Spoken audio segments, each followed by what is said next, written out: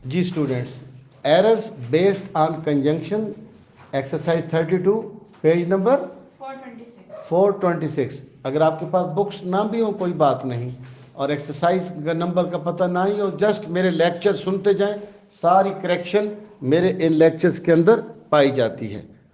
और अगर आप ये नहीं सुनेंगे तो आपको ये रट्टे से समझ नहीं आनी, इसलिए ध्यान से इसको समझने की कोशिश करें। तो आज हम पहला, कंजंक्शन क्या होता है? दो लफ्ज़ों को या दो सेंटेंसेस को मिलाने वाला कंजंक्शन। कंजंक्शन को कनेक्टर भी कहते हैं, कनेक्ट करती है। Ali and Akram are going to college. एक अली है, दूसरा कौन है? अकरम। अली और अकरम को मिलाया किसने? एंड। ये कनेक्टर हो गया। Ali is a good student but he does not come here regularly. आप देखो, या बट ने दो फिक्रों को मिलाया तो बट क्या हो गया? Conjunction. He is my student therefore I teach him.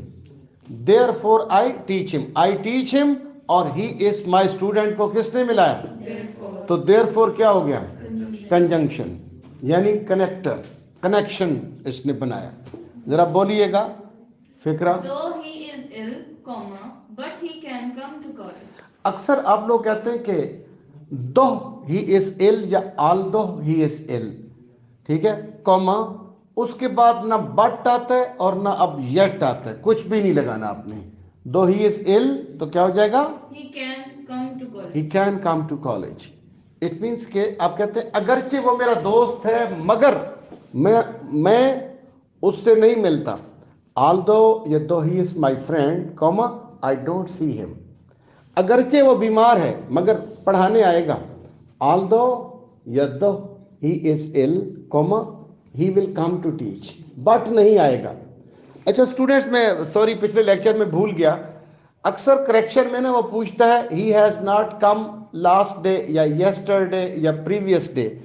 याद रखो, माजी के अंदर हैज़ और हैव नहीं आते, तो आपने खाली हैज़ और हैव का खात्मा कर देना है, ठीक है। तो he didn't come last day, he didn't come previous day, he didn't come yesterday, यूं कर देना है करेक्शन के अंदर।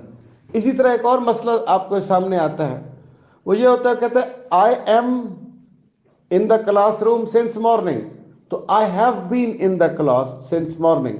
आई वॉज तो I had been. I will be तो आई विल हैव बीन। फिर दो फिक्रे इकट्ठे आते हैं करेक्शन में, एक होती है नई बात, एक होती है पुरानी बात। पुरानी बात के साथ हैड लगा दिया करें। वो किस तरह? When the doctor came comma the patient diet. भाई डॉक्टर जब आया तो पेशेंट तो पहले मर गया था ना। When the doctor came the patient had diet, पहले ही मर गया था। यानी क्या मतलब? पुराने एक्शन के साथ हैड लगा दें। हर पास्ट से पहले पास्ट के साथ आपने हैड लगाना है। पुरानी बात हो गई ना, फेल माजी बईद जिसे कहते हैं, पास्ट परफेक्ट। आगे चले। Both Nazia as well as Nazish are intelligent. Both Nazia as, अच्छा एक और बात, बोथ के साथ कभी एज वेल एज नहीं आता, बोथ के साथ हमेशा एंड आता है। बोथ के साथ हमेशा एंड आता है। Both Nazia and Nazish are intelligent. मैं कहता हूं दोनों असलम और अकबर कॉलेज जा रहे थे। Both Aslam and Akbar were going to college. Both Aslam and, as well as नहीं आएगा, बोथ के साथ क्या आएगा? हमेशा एंड। तो मैंने एज वेल एज का इस्तेमाल पहले भी आपको समझाया था, दोबारा समझ लें। आप कहते हैं कि अली उसके साथ साथ मैं जा रहा हूं। Ali as well as I is going. क्यों इज क्यों आया? क्योंकि एज वेल एज से जो पहला सब्जेक्ट आता है फिक्रा उसके मुताबिक चलता है। मैं, मेरे साथ साथ तुम क्रिकेट खेल रहे हो। I as well as you am playing cricket. As well as से पहले क्या आया था? आई। तो फिर एज वेल एज के बाद क्या आया? M playing cricket. ये एम किसके मुताबिक आया? आई के मुताबिक। अच्छा, इसी तरह विद और अलोंग विद, इससे पहला सब्जेक्ट फॉलो होता है। मसलन मैं अपने दोस्तों समेत जा रहा हूं, आई along with या with my friends am going. with और along with से पहले क्या आया था? आई, तो आई के मुताबिक आपने फिक्रा चलाना है, और आर और नार के बाद जो सब्जेक्ट आता है फिक्रा उसके मुताबिक चलाना है। आगे बोले। यहाँ पे मिस प्रिंटिंग थी सेकंड पॉइंट में, स्टार्ट में बोथ खुद लिख लें, both Nazia and Nazish are intelligent. आगे निकालो, हाँ जल्दी करो। Not only he is hard working but intelligent. हाँ, ये बड़ी मशहूर करेक्शन है, हर इम्तिहान में चांस होते हैं, आती है। He is not only my student but also a teacher in my institute. Not only के साथ हमेशा क्या आता है? But also. He is not only a good man but also a good Muslim. अच्छा मुसलमान भी है। He is not only a good politician but also a great writer. Not only, वो ना सिर्फ हमारा दोस्त है बल्कि हमारा पड़ोसी भी है। He is not only our neighbour, he is not only our friend but also our neighbors. आगे। Not only he is hard working, comma but also intelligent. ठीक है, आगे। Next point, work hard lest you might not fail. मैंने आपको पहले ही बताया था कि लेस्ट, लेस्ट के बाद या तो शुड लगा दें या मेल या माइट लगा दें, बेहतर है शुड ही लगा दें। लेस्ट का मतलब है ऐसा ना हो के, मेहनत करो ऐसा ना हो कि फेल हो जाओ। Work hard लेस्ट you should fail. ठीक है, मैं कहता हूं दरवाजा बंद रखो ऐसा ना हो चोर आ जाए। Keep the door close lest the thief should come. ठीक है, बैठ जाओ ऐसा ना हो कि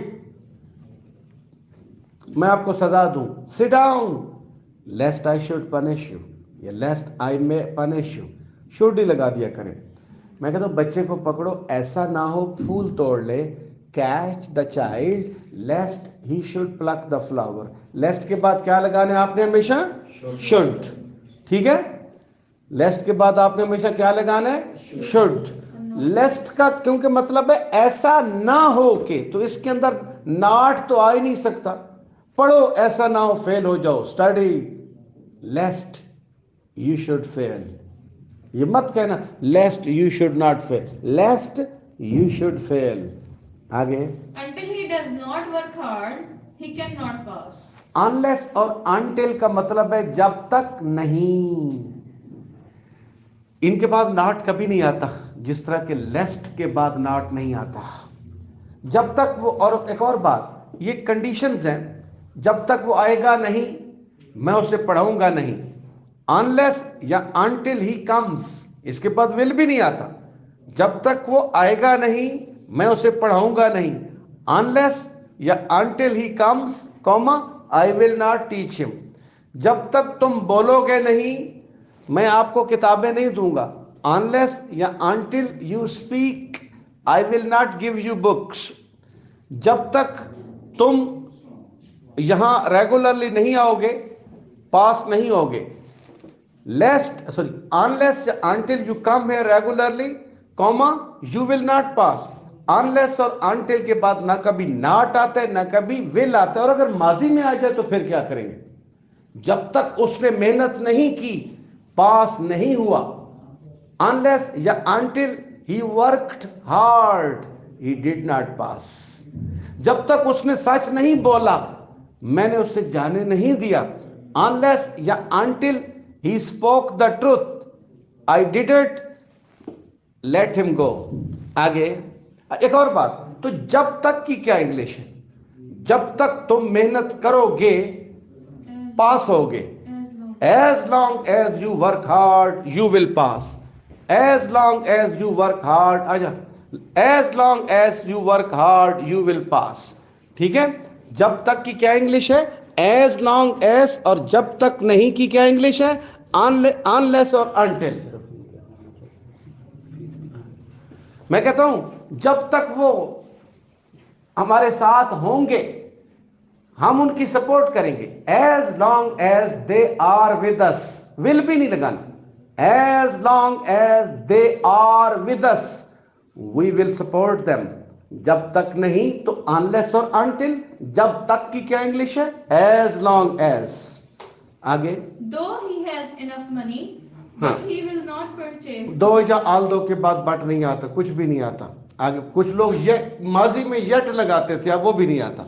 आगे Unless he does not write well, unless और अनटिल के बाद कोई हेल्पिंग वर्ब नहीं आनी जब तक, बोलो जरा, unless he does not write well, unless he writes well या until he writes well, nobody will understand him. ठीक है। There is no other book on the table. No other के बाद हमेशा देन आता है, THAN।